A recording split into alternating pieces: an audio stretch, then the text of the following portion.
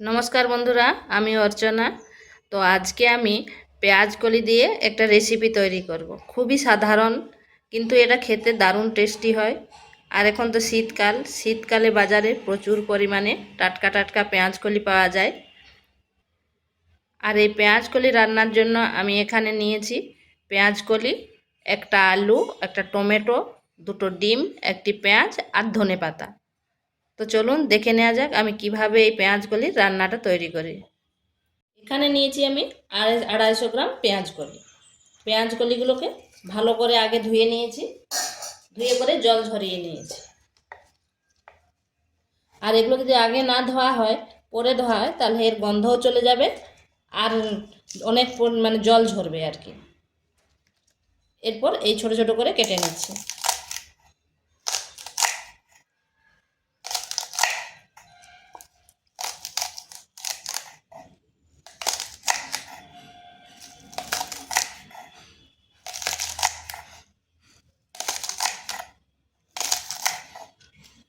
শীতকালে প্রচুর পরিমাণে পেঁয়াজকলি পাওয়া যায় আর টাটকা টাটকা পেঁয়াজকলি পাওয়া যায়।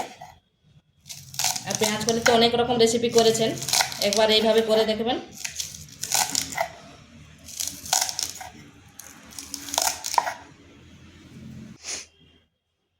পেঁয়াজকলিগুলো এইভাবে ছোট ছোট করে কেটে নিয়েছি।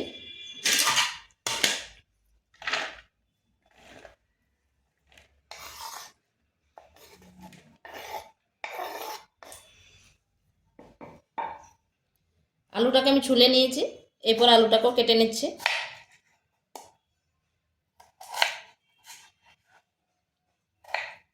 আলুটাকে এইভাবে ছোট ছোট কেটে নেব।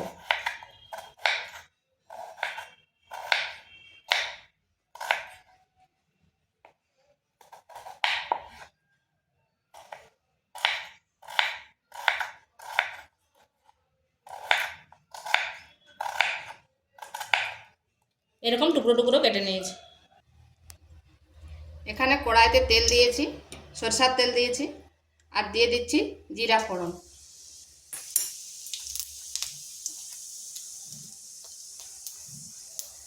আর দিচ্ছি রসুনকে এইভাবে কুচি কুচি করে নিয়েছি।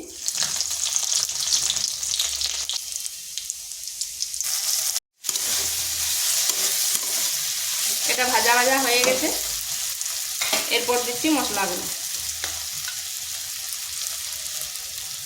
এখানে দিচ্ছি 1 চামচ জিরা গুঁড়ো,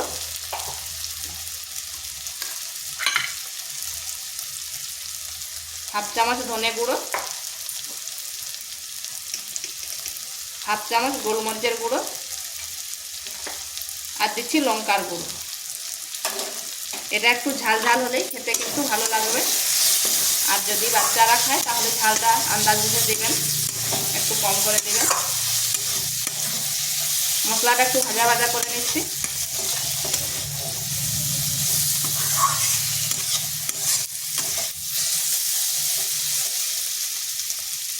এরপর এখানে দিচ্ছি পেঁয়াজ কলিগুলো।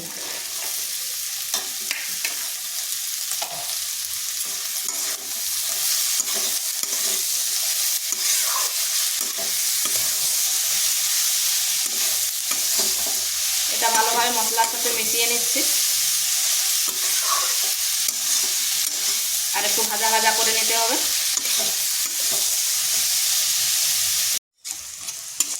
এখানে যে পেঁয়াজটা দিয়েছি, পেঁয়াজটাও হালকা ভাজা হয়ে গেছে। এরপর এখানে দিচ্ছি আলুগুলো। আলুগুলো এভাবে টুকরো টুকরো করে কেটে নিয়েছি।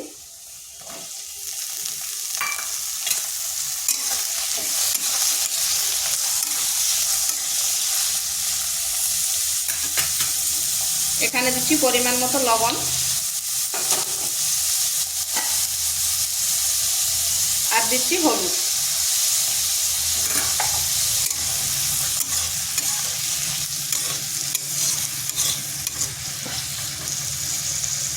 এবার ঢাকা দিয়ে দিচ্ছি, তাতে আলুটা হালকা সেদ্ধ হয়ে যাবে।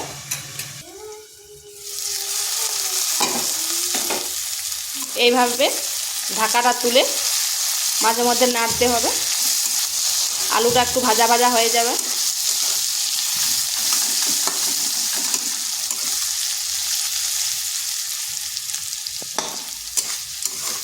আলুটা আমার ভাজা ভাজা হয়ে গেছে, দেখুন সিদ্ধ হয়ে গেছে।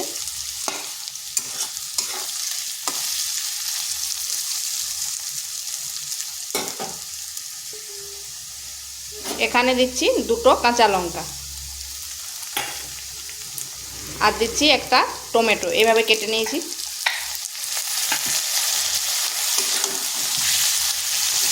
তারপর টমেটো আর আলুটা একটু ভাজা ভাজা করে নিচ্ছি।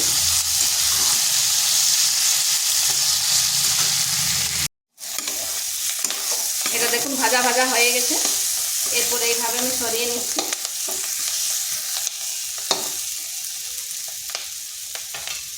এরপরে এই মাঝখানটায় দিয়ে দিচ্ছি 2টো ডিম।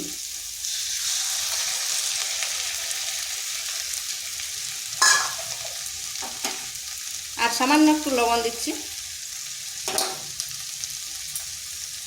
এরপর ডিমটা এইভাবে ভেজে নিচ্ছি।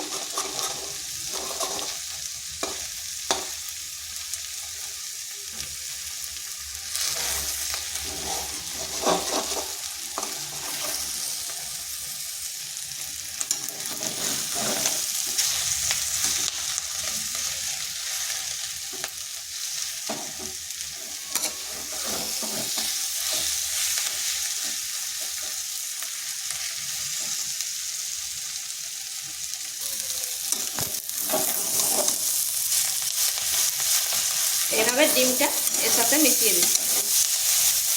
দেখুন কি সুন্দর মিশে গেছে। আর আপনারা ডিমটা আলাদাও ভেজে নিতে পারেন। এখানে কিন্তু আমি কোনো জল ব্যবহার করব না। তরকারিটা এরকম ভাজা ভাজা ঝুরঝুরে হবে।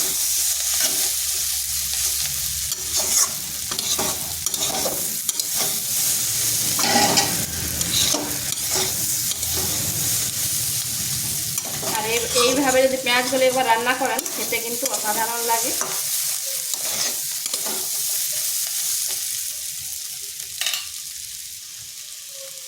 এটা আমার হয়ে গেছে। এরপর এখানে দিয়ে দিচ্ছি গরম মশলা আর দিচ্ছি ধনেপাতা কুচি।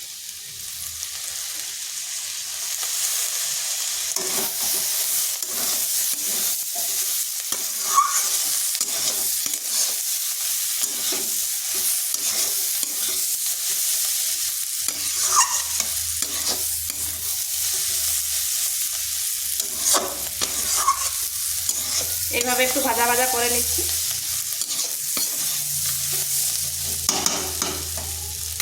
এটা হয়ে গেছে। এরপর মিনিট 2 ঢাকা দিয়ে রেখে দিচ্ছি, যাতে গরম মশলার গন্ধটা আর ধনেপাতার গন্ধটা ভালোভাবে তরকারির সাথে মিশে যায়। কি সুন্দর গন্ধ বেরোচ্ছে। এটা আমার খাওয়ার জন্য একবার তৈরি হয়ে গেছে। দেখুন কত সুন্দর হয়েছে।